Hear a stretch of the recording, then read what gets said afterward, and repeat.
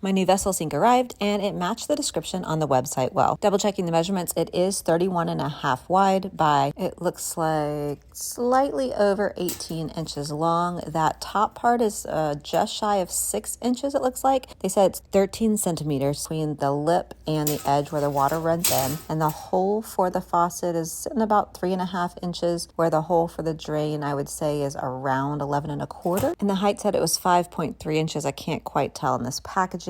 It does include the sink and the hardware, but not the drain or the faucet, and there are a number of tools that are needed. Here's the mounting bracket should you want to attach it directly to the wall. We're going to set it on the countertop. The 54-pound box did arrive well packaged. Some of the styrofoam was cracked upon delivery, but it did protect the vessel sink well. And when I inspected it, all of the glazing on that high-temp kaolin clay looked clean. I didn't notice any bubbles. It looked uniform, sleek, and I would definitely say it's reading a pure white. The cabinets are light cream. The installation guide does provide some helpful detail. You can either mount it directly to the wall so it floats like a floating vessel with the included mounting materials provided, or you can set it on a countertop and install it that way. You will need a one single entry point for the faucet and for the drain. Overall, looks sturdy, durable, and well packaged upon delivery. Hope that helps.